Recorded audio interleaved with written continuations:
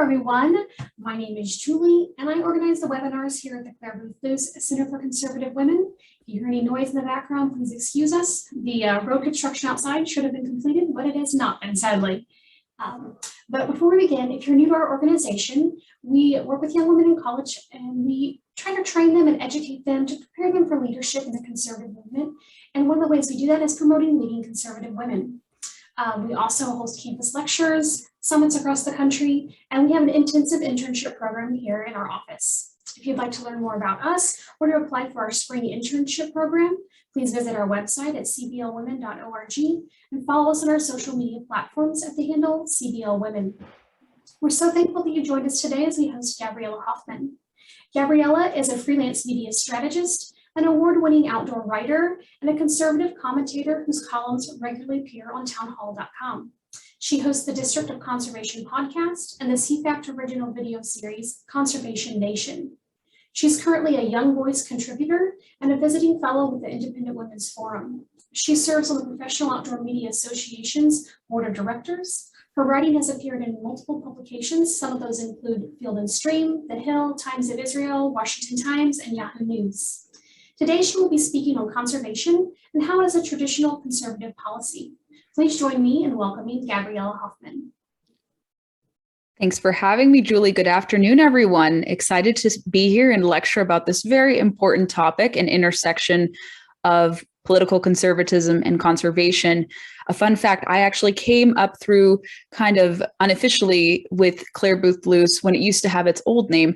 But when I was a YAF intern, I did several CBL programs as well. I went to the Western Women's Summit and also some of the luncheons at CPAC and other conferences. Great organization, and it's really an honor to be here as a speaker now, many years later. So I'm excited for everyone to tune in and to learn about how conservation is a conservative value. And I don't know if we have my lecture, if you want me to pull that up, Julie, how we're going to go about that. So let me see if I can do a screen share with you all on it. I think that's what we're gonna do here. So let me pull up my lecture for you guys. 1 second. Let's see. Sure. Bear with me for just 1 second, everyone. Okay, let's present. Here we go. Okay, it should be on my desktop. It's loading. Okay, let's share that. Here we go. Okay, hopefully it is, okay, shared. Beautiful, awesome. So we're going to talk about how conservation is a conservative value. And if you're not familiar with conservation, it's kind of an element of environmentalism. So if you hear me use the term conservation, think of it as being synonymous with environmentalism. So we're going to talk about environmentalism, the current state of it, how conservatives can lead on this issue and actually win the argument, and many other things. So briefly, as Julie had mentioned, I kind of have a long rap sheet of different projects and involvements and affiliations, but this is kind of me in a nutshell if you're not already familiar. But I kind of live, eat, and breathe conservation. I don't go outdoors as much as I'd like, but I do go outdoors on the regular and try to get people interested in hunting, fishing, shooting sports, and other activities. And I also dedicate a lot of my reporting work and also my consulting work to enhancing opportunities for the great outdoors, helping people working in conservation to get media coverage. So I know the ins and outs of it. I speak to industry stakeholders all the time, and I go fishing and hunting and shoot guns myself personally. So I kind of have a vested interest in this issue, and I want to help you guys learn more about it. So the 3 takeaways from my lecture for you all, and I'm going to keep my remarks very brief so we can have lots of questions open for Q&A, but I'm going to explain how conservation is a conservative value. I'm going to talk about what the left gets wrong about conservation, and I'm going to show you guys and show some examples of how we can win on this very important topic. I want to make it known that the 2 issues can coexist really well. And I think the left has had a stranglehold on environmentalism and by default conservation for a long, long time because we've had to play defense. But I think now is a great time to go on the offense. And we often hear kind of these misconceptions about conservatives and conservation. The left, especially those on the environmental left, accuse us of being despoilers of the land, that we hate the environment, that we really just are polluters who want to have dirty air and dirty water. But are these characterizations true? I wager that's not the case, and the evidence points to this as well. So lots of misconceptions about conservatives and conservation, and not surprisingly, the left loves to hyperinflate who we are. So we have to do a better job, especially in this niche area, of defining ourselves. And I want this lecture to help you guys do that better. I think it's in our nature to be conservationists. If you kind of look at the breakdown between the term conservative and conservation, you see kind of this overlapping usage of conserve. And those of you who have worked in politics, or you're learning about conservative philosophy, you learn and understand that our philosophical underpinnings is to keep certain traditions alive, to not let things go to waste, to be good stewards of our land, to be good stewards of our money, to be good stewards of the family. And this also applies to the environment as well. And obviously, you can kind of see a similar overlap in the definitions I've brought out, because I think it's important to define what conservation and also conservatism really mean. Obviously, conservative is an adjective, and then conservation is a noun. But you see that in the true meaning of conservation, it really is just a planned management of natural resources to prevent exploitation, destruction, or neglect. And I'm going to go into detail more so about the differences between conservation and preservation. But you can see from taking our philosophical underpinnings and also kind of knowing about the definition that conservation isn't a complete, total preservation or no exploration of natural resources. There has to be some management. So I'm going to go more into detail as to why that's the case. But conservation is in our nature. And that was me holding a dead head when I went to a fishing trip, for those curious. And I posted a photo of an elk that I took in southwestern Virginia, because southwestern Virginia, believe it or not, is a very conservative region of the state. I wanted to use this as an example to contextualize why it's in our nature to be conservationists. And down there in southwestern Virginia, you see a lot of oil and gas workers, you see private landowners and others who do tend to lean to the political right, I would say. They're behind these conservation efforts to help restore the elk. And because of their efforts and also public-private partnerships, they've been able to bring elk back in healthy numbers. And we're going to be having a hunt in Virginia next year. So that's a kind of good real-world example of conservatives in conservation in use. And I think most of you have some family members, maybe some of you are conservationists yourself, or maybe you're learning and want to become a conservationist. Conservationists look like the following type of individuals. They're largely hunters, anglers, ranchers, farmers, landowners. You can't go out west, especially, and even here out east, and not see people who have our political thinking in these different industries or different trades. I think you talk to most people in the Midwest, you talk to people out west, here on the East Coast, and you'll find a good contingent of people who fuel this country, who feed this country, who work in outdoor recreation, tend to lean to the right. You would be surprised. In my travels, I've met a lot of people, interestingly enough, who tend to lean to the right too, but that's what conservatives kind of look like. Even if they don't explicitly state it, you'll find, like I said, among different industries, a lot of people who incline to our thinking. They're just very afraid sometimes to be outward in their conservative views. But I think you already kind of know that this is what they look like, but I'll help illuminate a little bit more on that. And the facts really do not lie about conservation being kind of a conservative ethos ideal.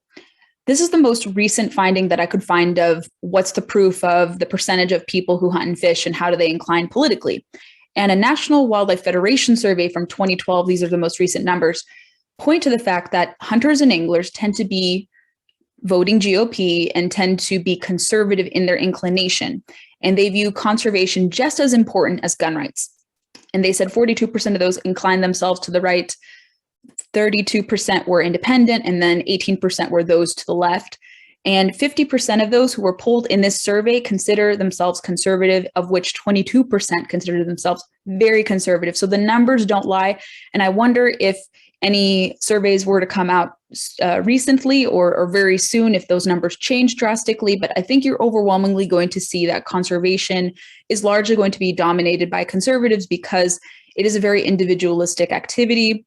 You don't want too much government interference. You certainly want to cooperate when necessary, but it kind of is overlaid by conservative ideals. And that's largely reflected, obviously, in statistics. We may see some changing numbers because we are seeing more people come into hunting and fishing. It doesn't necessarily mean you're going to become conservative, but sometimes you find that people who go into these sports tend to become more conservative over time. So that's kind of an unintended cool consequence of people discovering hunting and fishing. But this is kind of an overview snapshot, like the numbers really don't lie, that we are largely influential in conservation and we have to be more outspoken about it. What does the left get wrong about conservation? They get a lot wrong. And like I had alluded to earlier, the left loves to mislead on this conservationist environmental ethos. So we hear them say that no drilling, no energy exploration, no hunting and fishing is conservationist. We have to go away from this model of public use. We have to go from this model of balanced use to public use. We can't have any drilling. We have to just conserve everything and section off land for public access and make it just exclusive to recreational opportunities. That is what we call preservation. When you completely limit people from having a stake or making a livelihood off of public lands or private lands, that's preservation. That's not conservation because it doesn't encourage a strong kind of stewardship model over lands. It doesn't allow you to make a livelihood. It simply says no one should recreate, no one should make a profit. They shouldn't manage it. We just have to let things grow unfurled. This is what we see with California's situation with their dire forest management situation, or lack thereof, I should say. So something like that with wildfires raging out west and California having a very, very hostile view of forest management, that is preservation. And what that means essentially is that it's kind of the status quo. That's what we've seen a lot of environmentalists thinking incline themselves to. We see that big government has a huge involvement in certain states, love to have control because you can have the state also abuse conservation as well. It's not just exclusive to the federal government, but sometimes you see states take a very preservationist approach to environmental concerns. And that is what preservation essentially is. So anything you see that the left adopt in their rhetoric or policies that they're pushing, especially calling for government to be more greatly involved, that is preservation, that is not conservation. I would argue that conservation is kind of this insurgent philosophy, and it has to kind of be taken back from those who've hijacked the term. And what it's largely transforming to now, in the course of like 40, 50 years since environmentalism has started to take foot in this country, it was largely dominated by the left. Now conservatives are taking a stance and having a stake in this more so. So you see kind of this push to having the federal government's involvement be more limited, and also for private enterprise to innovate, let's say on the energy front, for individuals and landowners to be incentivized to conserve their land and to help restore wildlife species. And you also have an emphasis on individuals being empowered to be better stewards of the environment. And here's a little bit more into preservation. Like I said, it protects the environment from harmful activities altogether, or what is perceived to be harmful activities. You'll largely see that, and it's largely echoed on social media, it is alarmist in nature. It's very anti-capitalist or anti-free market. They also call for a selective exploration of energy sources. They love to prioritize solar and wind. And you all have probably seen kind of the shortcomings of those two electricity sources, with incidences that happen in Texas, the unreliability of the grid when you rely mostly on solar and wind. You don't really see too much of an embrace in nuclear. You do kind of see some on the left embrace nuclear, but they're very hesitant. They very much admonish fossil fuels, no surprise, and you do not see them advocating a lot for domestic mining. We see kind of leftists now advocating for electric vehicles, battery-powered vehicles, but they want to rely on other countries. So that makes no sense. If you want to have a robust clean energy, let's say, agenda, and you don't want to have any domestic mining, and also with solar and wind, you have to use fossil fuels to make those output energy modems.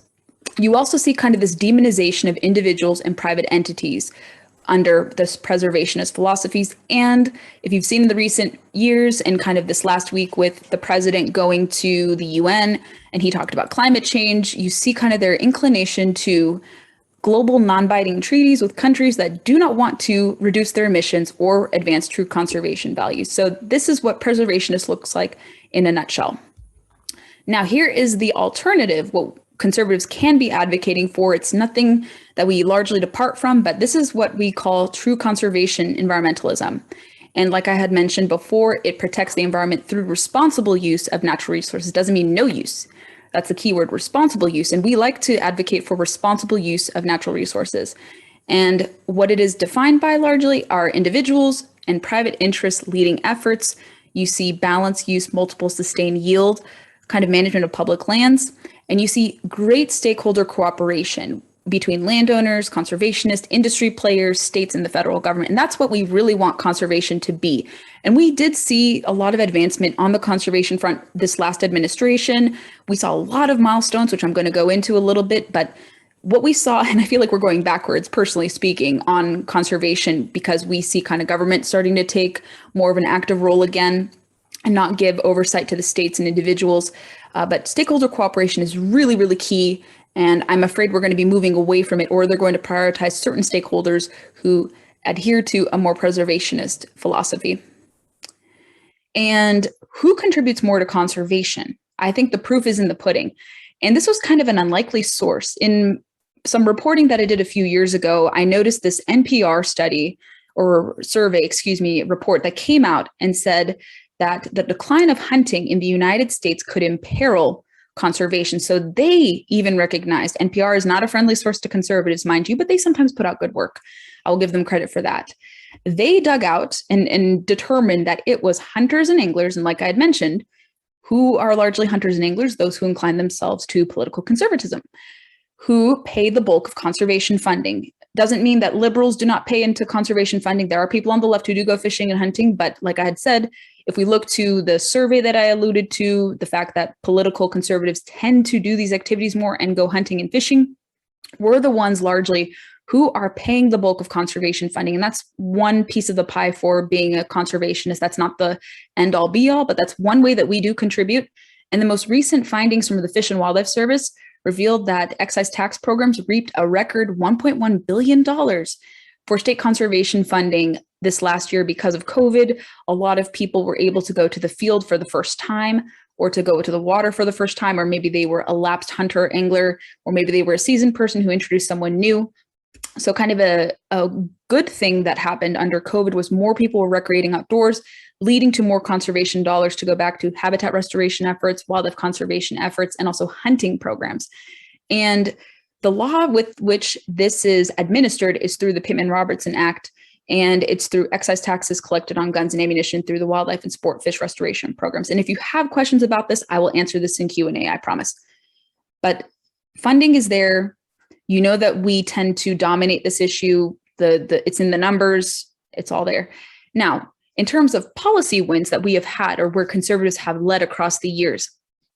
Now, mind you, these agencies that I'm going to talk about have not always been in our good graces, and I think they're imperfect, of course. But just for purposes of the lecture and for accuracy's sake, the National Park Service, you guys have probably heard about in the news a lot recently. In general, that was started by Theodore Roosevelt, who was a conservationist. And while he had a lot of progressive ideals, a little too progressive for my personal liking on conservation, I would say he was pretty accurate and he was right on the money with respect to that. But that was under Theodore Roosevelt. And even more controversial is the EPA, the Environmental Protection Agency. But that was under another kind of more moderate conservative like Nixon. And you guys have probably seen that we had reduced our global emissions in the last recent years, and that was even with our absence in the Paris Accords. So we were leading the world in global emissions reductions, which is really cool. No one really talks about that. They say, well, because of COVID, that's why it happened. But no, it was because of the last administration's policies, we were able to have a lot of emissions reductions in place.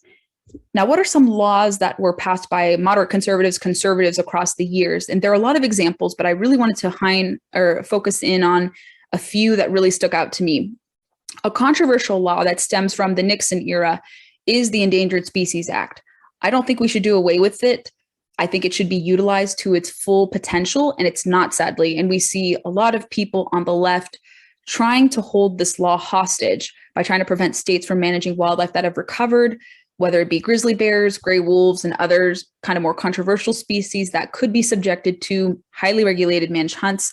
But we did see conservatives, take it or leave it, push and enact the Endangered Species Act. And I think you'll see conservatives lead to modernize the Endangered Species Act going forward.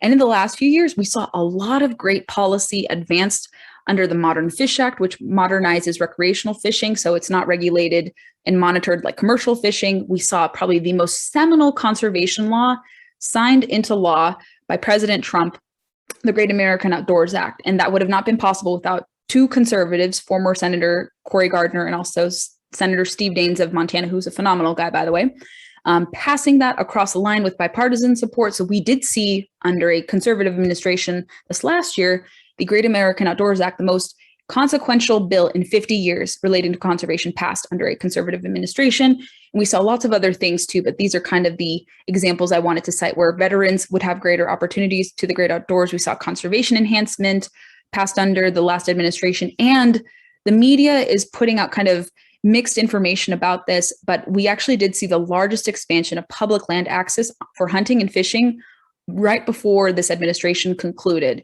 So it was over 2.1 or 2.4 million acres of new lands open to hunting and fishing under a conservative administration. So we've had some laudable accomplishments throughout the years with respect to this. So we aren't behind the scenes, we are out there. Sometimes it's imperfect. Sometimes these laws that were put in place by certain predecessors, by more moderate conservatives, need to be modernized and more kind of attuned to conservative philosophies. But we have had a footprint on environmentalism, especially conservation environmentalism across the years. And unfortunately, we're going to see a little bit of scaling back under this new administration. But I think in the future, if another conservative administration were to take hold, we will see more conservation policies advance. But this is kind of a snapshot of what has been advanced and what we could look forward to, hopefully, in the future. Now, how can conservatives win on environmentalism? Someone I have loved referencing in previous lectures, or anyone I talk to who've asked me, what are great books on environmentalism that are not alarmist, that are not pushing kind of leftist platitudes? And I want to point to two books, one of which I've read, one I haven't, but I have interviewed the other individual. But Blue Mind by Dr. Wallace J. Nichols, who is a marine biologist. He's a guy who specializes in this field.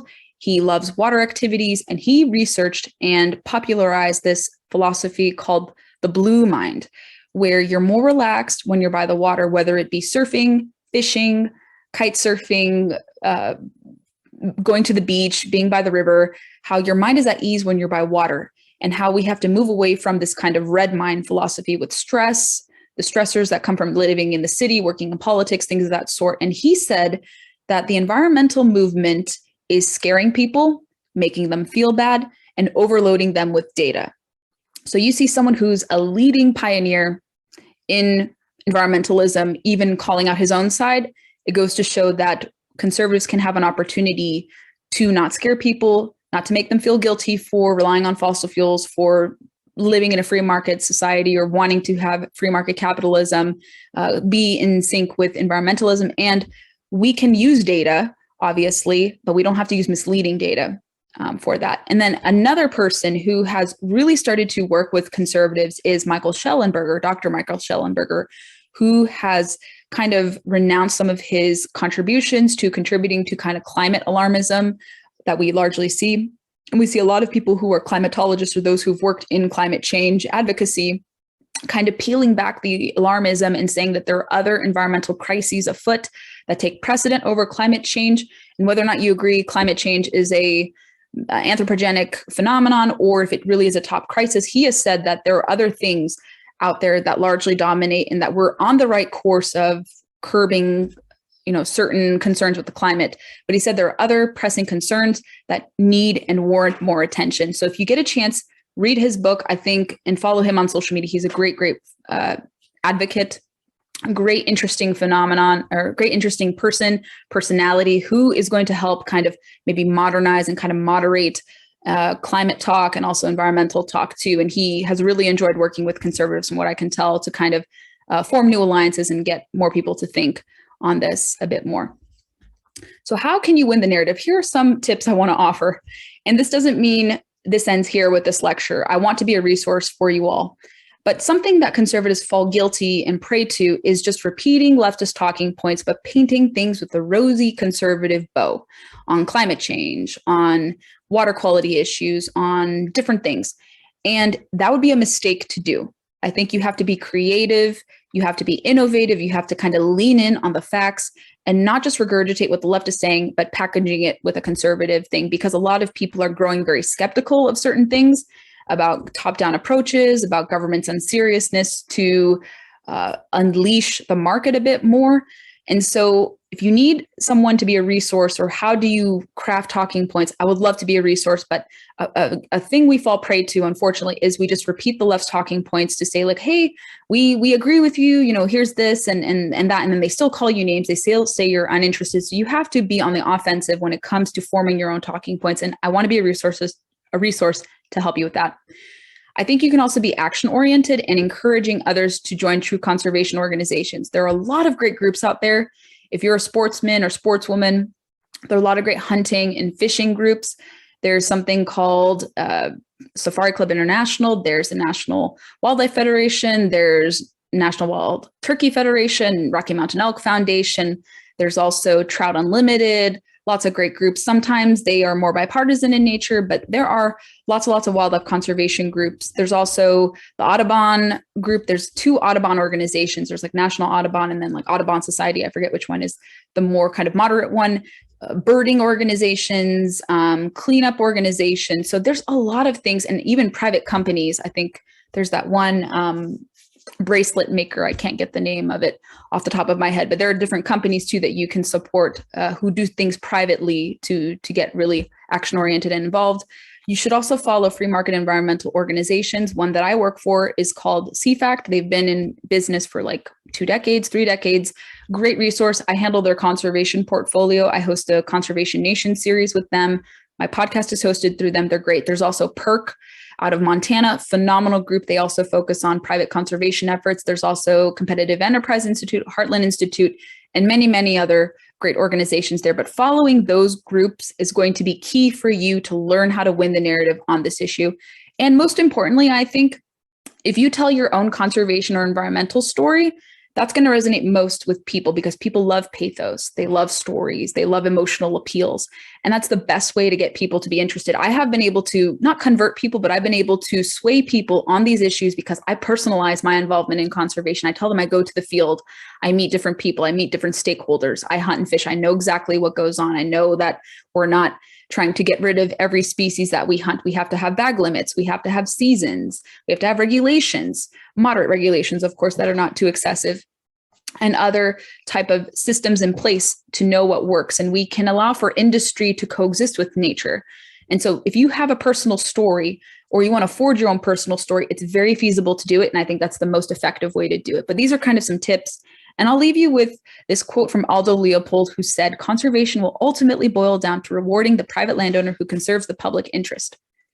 I am available to answer some questions because I think that'd be super critical to do. I ran through a lot, but I wanted to give you guys a brief glimpse into what conservation is and how it ties into conservative politics and conservative philosophy. And you guys can connect with me after the fact, and I'll hand it over to Julie so we can begin Q&A. Thank you so much, Gabriella. This is so interesting to me because it's a topic that I've never really dug into. And I feel like just in researching and listening to your podcast, which everyone should subscribe to, by the way, it's fascinating. I have been going back and like listening to old episodes, and it's just not a topic I've ever had an interest in, but it's actually been really neat to learn. And so I really appreciate you, you doing the work that you are doing. We had several questions beforehand, and anyone can ask any questions in the Q&A, and I'll read those out as well. But I'd like to start with, we have heard a narrative shift in this area of topic from global warming to climate change. Why do you think that is the case? I think because they realize the American people are smart, and that they kind of recognize that kind of this doom and alarmism that comes with, every 12 years, we're going to have this climate crisis. So they want to change the language to make it more palatable to the public. But I think the public is becoming smarter and realizing that the world is not going to end in 12 years. I also think scientists, certain scientists, government-backed scientists have said that this term probably plays better with appealing to people's emotions and getting them more concerned about it. So you kind of see the shift from climate change to global warming, vice versa, global heating, global cooling, because they think it plays better, I think, with the American public. Does it really inspire confidence of people caring about this issue? I don't know, because we're seeing now with people recognizing that, this is kind of a habitual pattern that they continually say, well, the world's going to end in 12 years. We have to get very serious and we need these top-down government approaches. So I think the American people are saying, I don't know if the world is going to end, and they're changing the language. Like, why are they changing the language? Like, it's the same thing, maybe repackaged a little differently.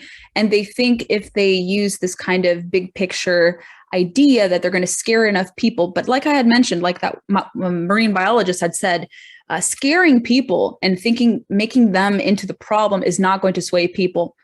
So I think we have to be kind of aware of that. And we have to recognize that maybe what's old is new again with certain things. And certainly you can care about climate issues, and I'm not dissuading anyone from doing that, but you have to pay attention to what they've done. Look to trends. Like, have they been doing this before?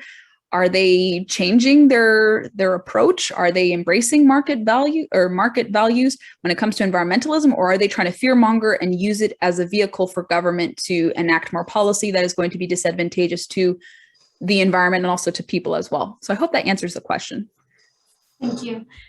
Someone just asked, why are there so many people that think AOC's New Green Deal is a good thing?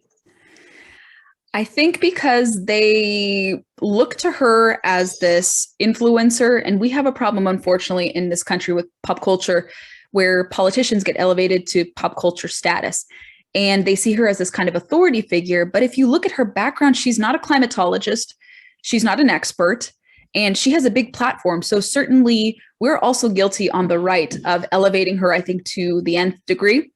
And I think her influence is overinflated at times, but she knows how to get attention. She knows how to beckon people's call. She has lots of millions of social media followers, and she knows how to appeal, even if it's intentionally misleading people.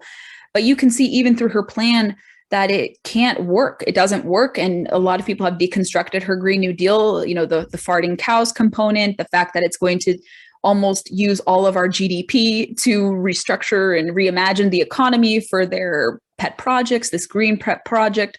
And people see that it's not feasible, but she's kind of seen as this environmental figure because everyone loves to look for bright, shiny objects. Unfortunately, they say, oh my gosh, a pretty democratic socialist who can flex her muscle on this issue. And she can make a convincing argument, but a lot of people don't look beyond the rhetoric. They don't check to see the facts. So she's able to kind of swindle people because she presents herself in a very approachable manner. She makes herself relatable. She knows how to inflect and she knows how to talk. So I think she's able to generate a lot of enthusiasm, even if the policy will never, hopefully never, pass, just because she knows how to appeal to emotions and she uses social media to her advantage. I'll give her credit for that. But if she's misleading people and getting people to not incline themselves to true conservation. Again, she is a preservationist. She just loves to use the vehicle of social media to make it seem like she's not. And when she's pressed about this, she can't answer the question. She's like, well, you have to support this because I said so, and I'm not wrong, and I'm right. And this is what it has to be, or else she's going to cry, or she's going to do something to make you feel guilty about not supporting her policies. But she knows how to appeal to pathos, even if she's very intentionally wrong. So that's something we have to wrestle with. And maybe we have to not give her so much attention going forward. But she's able to lead on that, even with an unserious policy, because of how she knows how to manipulate kind of people's emotions. Yeah, I do think that also it leads to that we kind of have a really strong celebrity culture, and media also has a tendency to hype up the drama in any possible way. And so they buy into the alarmist narrative pretty significantly. And I think, it goes very well together, I believe, when they get to set the policies and the things are discussed publicly. The next question would be, a conservative would tend to say that decisions are best made at the local level. At what point should conservation or preservation concerns reach the federal level, or should it? That's a great question. I don't think you should have the federal government totally be out of the picture. I think their role has to be specified and minimal. So when it comes to administering, let's say, conservation dollars, they play a role when they collect those monies from excise taxes on guns and ammunition. They have to distribute that through the law using the tenets of the Pittman-Robertson Act to disperse those to the state. So that's one place where they have an active role, and they should have a role because they're critical for collecting and dispersing to the states. They also should administer good laws and make sure that they're working. Let's say the Endangered Species Act. There are laws in the book that say, or provisions within the Endangered Species Act that say species after they have been determined to be healthy, exceeding their carrying capacity, they have to be delisted, and sometimes management of those delisted species has to return to the state. And when that is not fully carried out, or when environmental interests sue and settle, they sue and sue and sue and keep this law hostage and prevent delisted species from being fully recovered. That is where the federal government has to come in and say, no, our findings are this. Wildlife biologists have said the species has fully recovered, it's exceeded carrying capacity, and therefore we will follow the law that we have in the books to ensure that that species is handed over to the states. That's another area where they have a role. And other laws administered. They also have to execute things correctly. They can't exceed their bounds. So there is a role. It doesn't mean a total dissolution of it. I know some people want the federal government to be completely removed from this. They also have to manage our public lands. And that's kind of controversial in some respects, but they have to allow for people to have balanced use, to be able to do timber, to be able to hunt and fish, to be able to develop oil and gas leases. So with the philosophy of balanced use and multiple use, the federal government is supposed to allow for multiple uses on public lands. And we see those on the left want to shift away from that, away from timber, away from oil and gas, and even away sometimes from hunting and fishing to just be just hikers, bikers, and recreationists. So the federal government has to follow the philosophy that they've put into place through Bureau of Land Management, the Forest Service, and other sub-agencies of the Department of Interior to ensure that the public lands will be truly in public hands, and that multiple activities can be done, and that we can have energy independence. That's what we saw with more kind of development, more leases approved, while also preserving tenants of those public lands too. It wasn't just spoiling the land, but we saw under last administration that we became energy independent because more oil and gas exploration was happening safely. And so they have to just follow the law, administer different things, but they have to not encroach on private property rights. I don't know if that answers the question, but they do have a role. It should be minimized. And when they are supposed to execute the laws, they shouldn't have any interference from special interest groups that want to hijack kind of their role.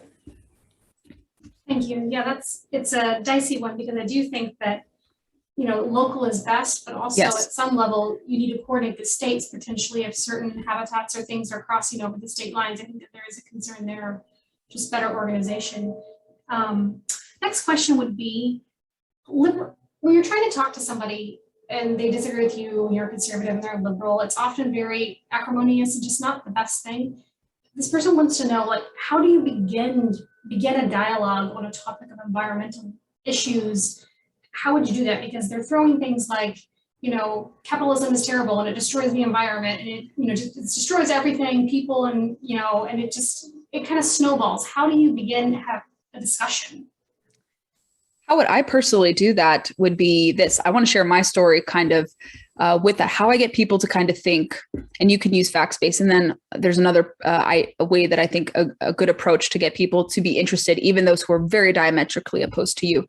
But when I talk to someone about environmentalism and they say, well, free enterprise has destroyed it, it has despoiled it. And I tell people well, aren't we doing a lot of good things here? And we're not a fully realized free market economy, unfortunately, anymore. I think we're more so a mixed economy, but ideally we have aspired to be, and hopefully one day we can return to being a truly market-based economy. But even with the inflection of free enterprise and just the reduction of poverty, the United States has seen the most growth and wealth generation, and we've attracted people here. My family came here from the Soviet Union, and I usually try to contrast it with, people complain about America being so terrible with the market reforms and things of that sort, and we're the worst of environmental kind of stewardship across the country.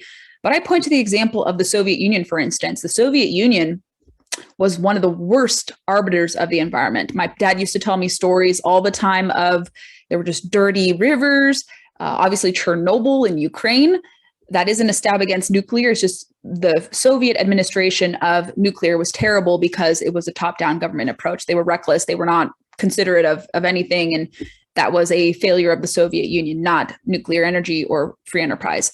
But you have to show collectivist societies and what they did. Obviously, they had no regard for human rights. So they were emitting carbon and having greater emissions because of all the murder that they did. That's an extreme example, of course, but they weren't caring of people and nature. They kind of had this like only care about like certain things, but they weren't even really caring about water.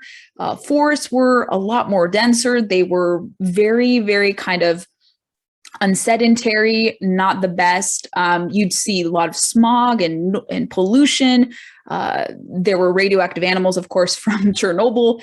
Wildlife was only available, like hunting and fishing, for instance, was only available to the elites. You had to know someone, you had to bribe someone. Like I said, and evidence shows that this is not just me spewing just anecdotal evidence.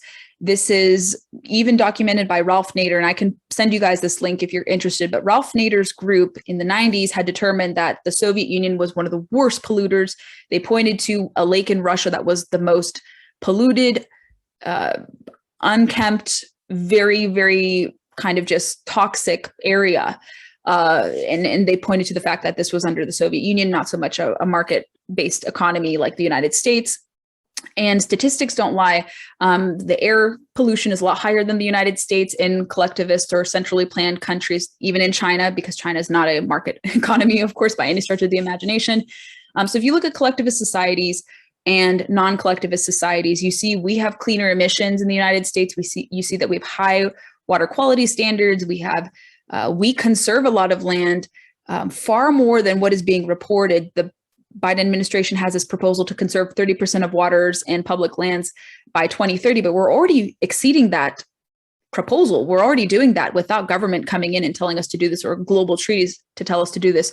So I think you have to point to the fact that centrally planned economies are worse polluters and worse stewards of the environment. So that's one good example. That was a little bit long-winded, but that's something I try to point to because of my personal story. So again, trying to personalize your conservation story. So I can say like, well, my family lived in the Soviet Union and they told me this happened and the facts don't lie about this.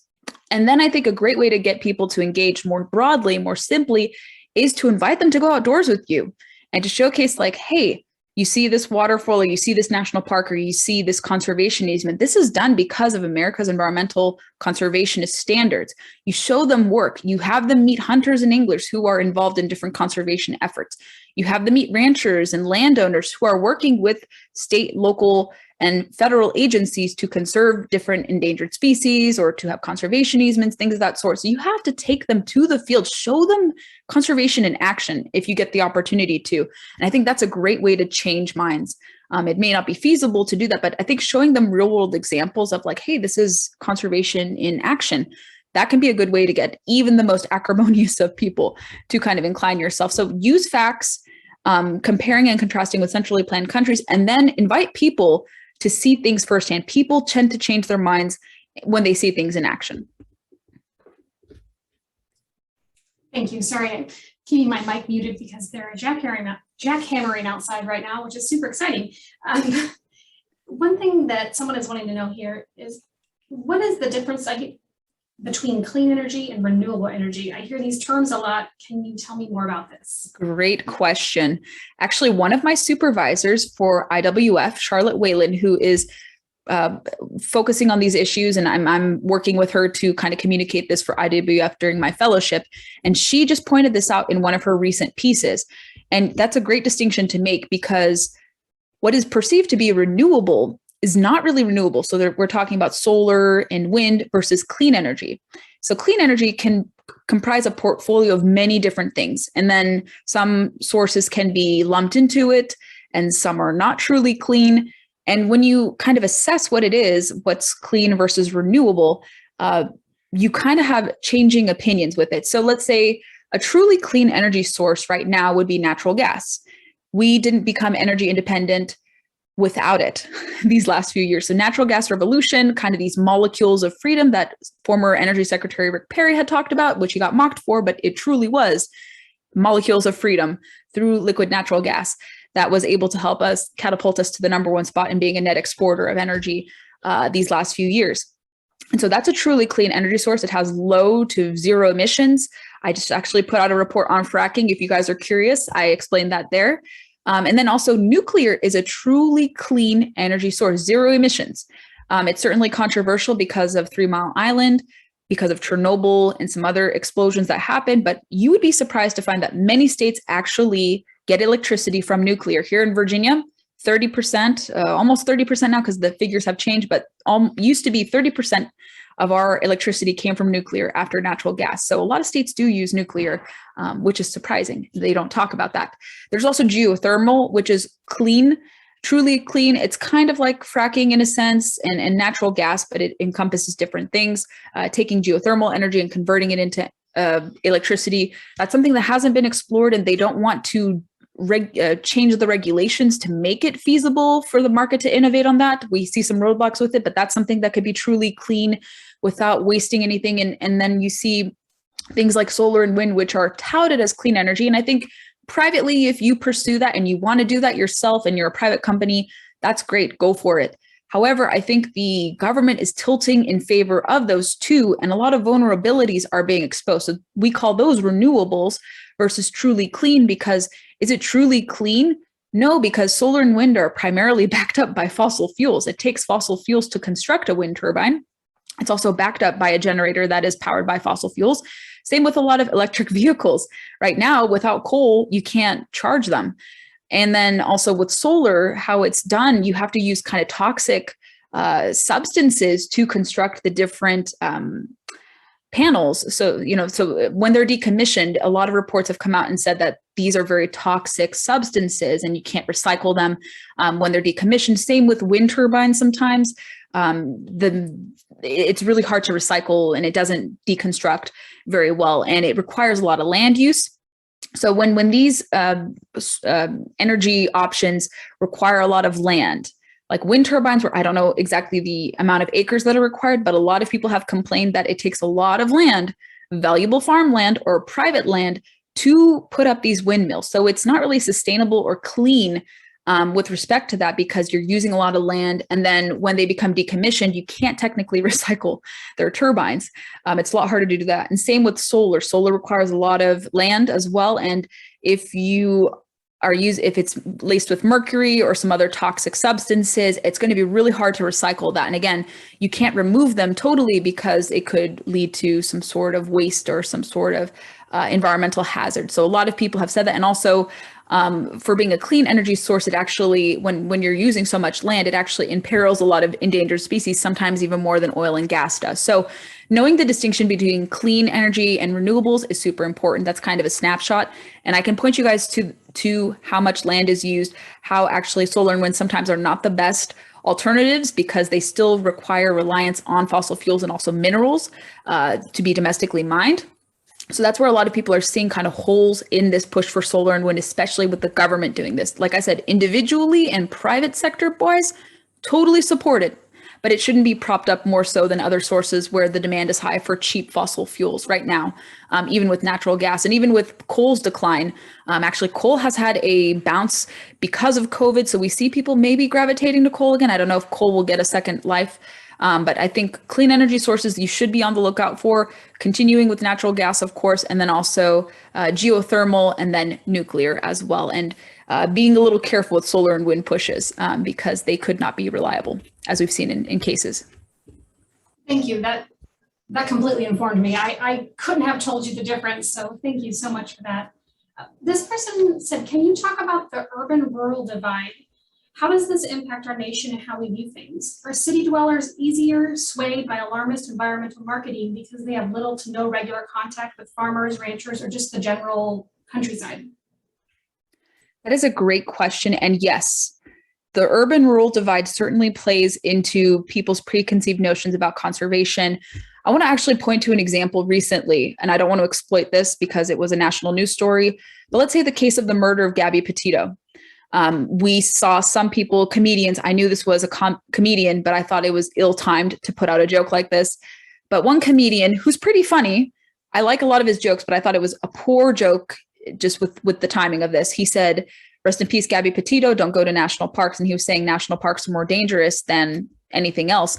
And actually the statistics point to the fact that national parks are not any more dangerous. They're actually some of the places where the lowest deaths and mortalities happen in the country compared to the overall US mortality rate. So I think because people watch too much true crime, they really don't go outdoors, even with Instagram, like showcasing how beautiful the national park system is.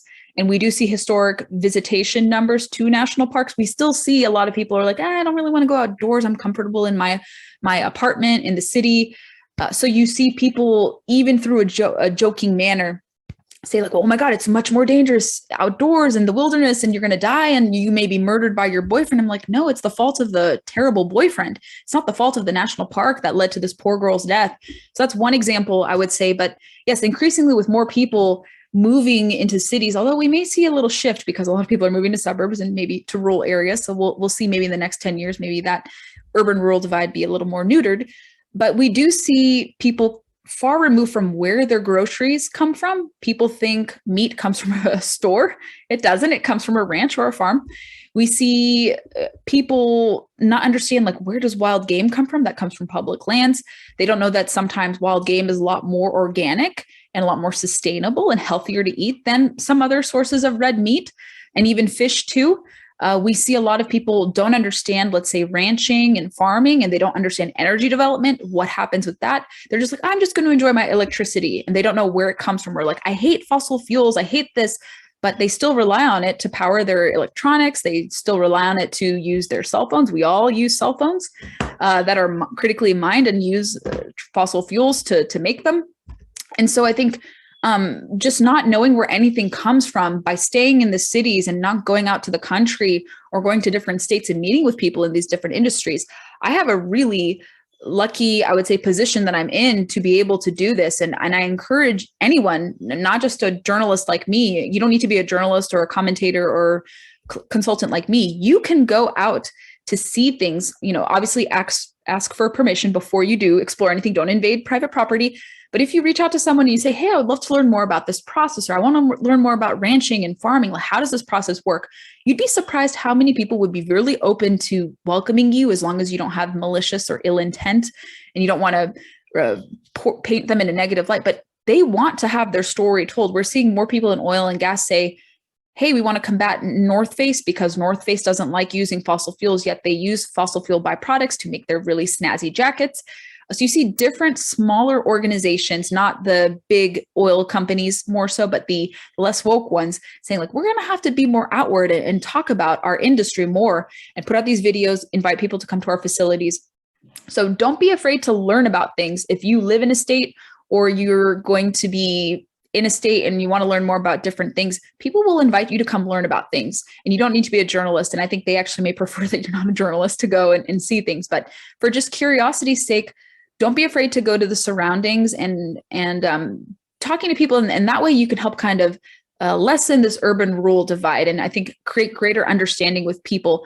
And if you're already partaking in these activities, I think that's going to help people relate to you a bit more working in these industries and showcasing empathy and sympathy and appreciation for them, because we are so comfortable in this country. I think people take what we have for granted because of all these different people who feed us, who fuel us, who allow us to recreate, who allow us to experience different things out in nature or have different opportunities to really appreciate conservation, the work of hunters and anglers, to be able to hunt and fish on public lands and public waters.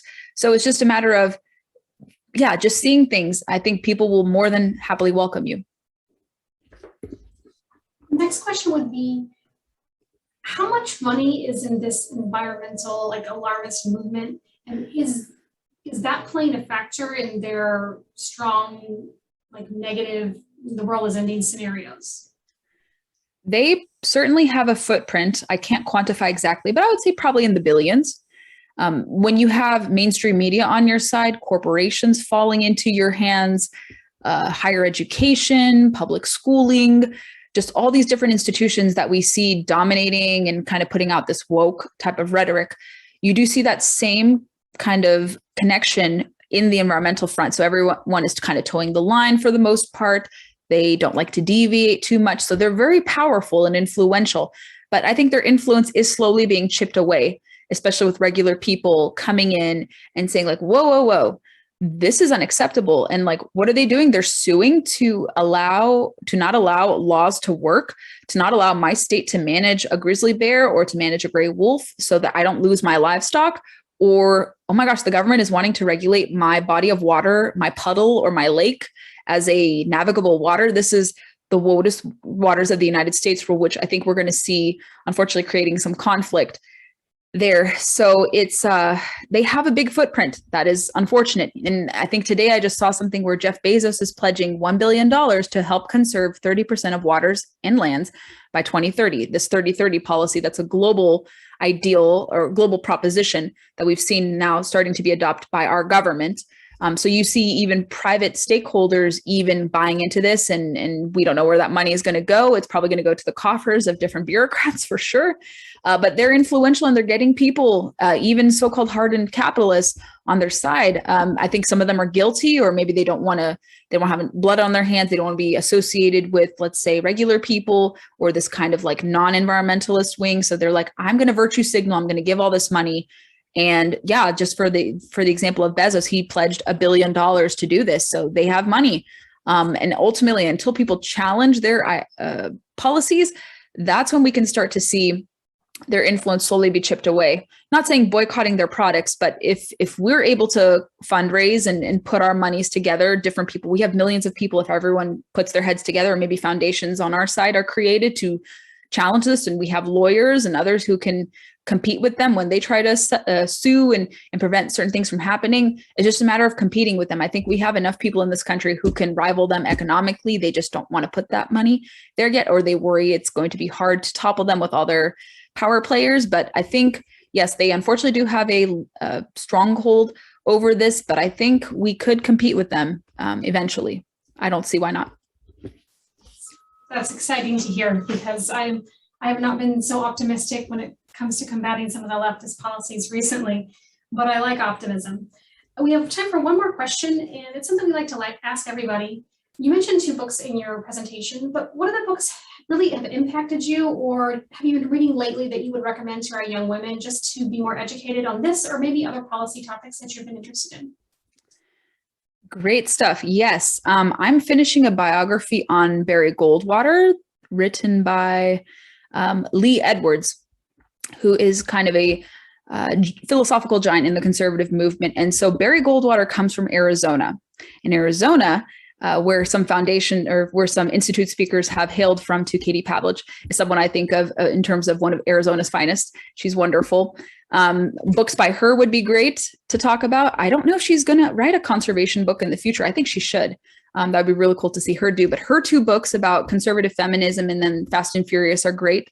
But Barry Goldwater's autobiography by Lee Edwards is something I've been reading about how he worked with Navajo tribes in Arizona for conserving different things and leaned to them as political allies. And he talked about kind of Arizona being this last refuge and defining his values, being kind of this last frontier.